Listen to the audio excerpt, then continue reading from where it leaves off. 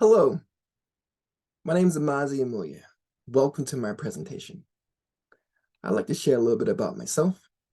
I enjoy building community, doing silly things like fencing with my daughter, and hiking as much as I can. I have a background in software support that later shifted into embodied skills coaching, which is where I worked with people to help them feel more connected to themselves and others around them. While doing research for a client, I found Savvy Coders and signed up immediately. It was the early engaging conversations I had with Justin and Lori that affirmed my pursuit of data analysis. For my Capstone project, I'm investigating the relationship between happiness and cost of living. The big question, does where you live affect your happiness?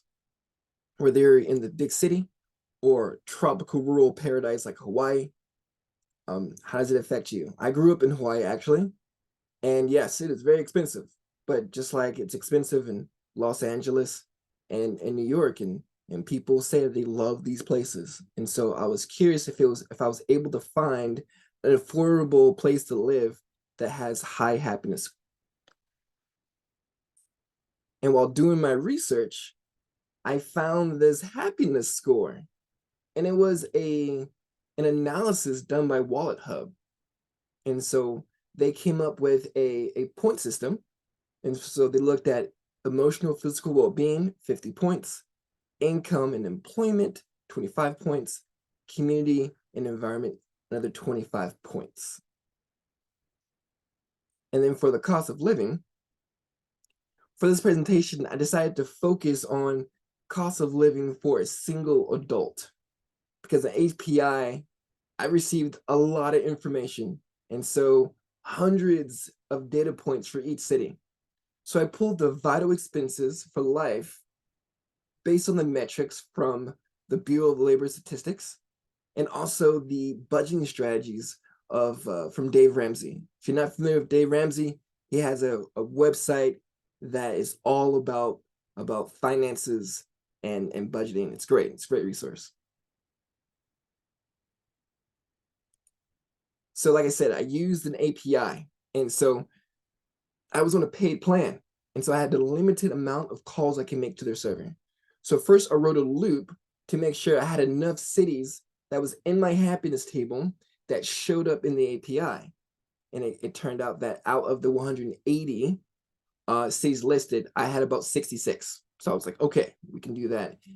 And then I wrote another loop to pull and store the city data into a CSV on my local machine. So I didn't have to make any more API calls.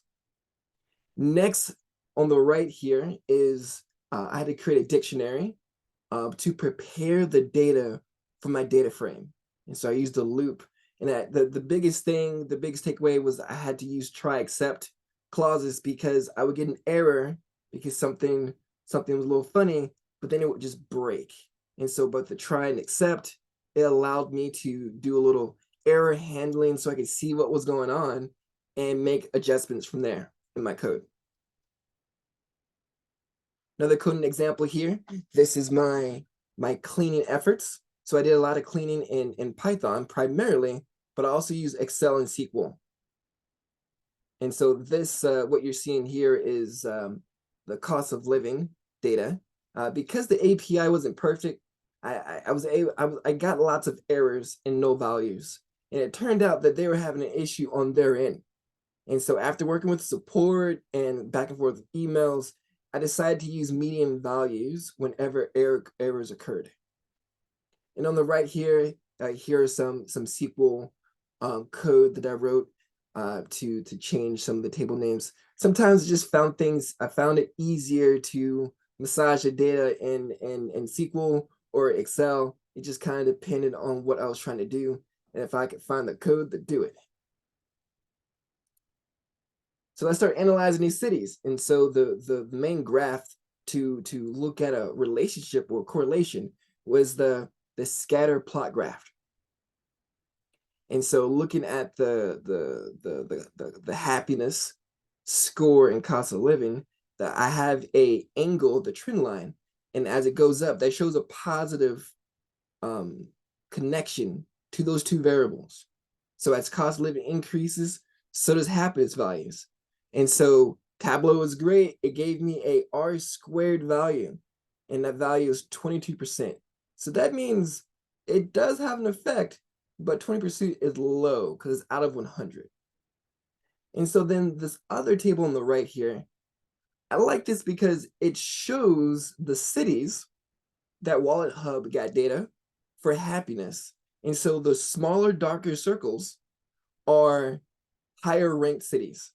And then the larger, more teal circles are lower rank. And so I can kind of look at the whole country and see where the happiness lies. And so it looks like the Midwest, for some reason, is having a little bit of trouble, opposed to the coast, Florida, New York. And so just for analysis purposes, I wanted to filter by the top 5 happiest cities. And so on the left, I can see the happiness score. And then on the right, I see the cost of living. So I can easily see the relationship between the two. And then same thing with the cities that scored the lowest. And something to note is that I did color coordinate the bars based on cost of living, so I can easily see where the most expensive places are. And so I think the rubber really hits the road on this next one here. So I wanted to compare the 5 highest cities based on a cost of living of $2,100 to simulate someone who's looking for a more affordable place to live, like myself. And so then I wanted to compare that with the 5 top happiest cities, which also turn out to be some of the most expensive places to live. And then we can see that the scores, the happiness scores, aren't that far off, a difference of 10 points. Whereas the cost of living differences were bigger. So for example, Madison, Wisconsin, cost of living is $2,100, happiness score is 68. Whereas Fremont, California, cost of living score, or cost of living amount, excuse me, was $35.16 per month with a happiness score of 77. So not that much difference. So the sign language baby is saying more, and this is because I need more data. But more specifically, I need more of a variety of data sets to predict happiness in the city. Because my R squared value is only 22% out of 100, there's not a strong relationship between cost of living and happiness.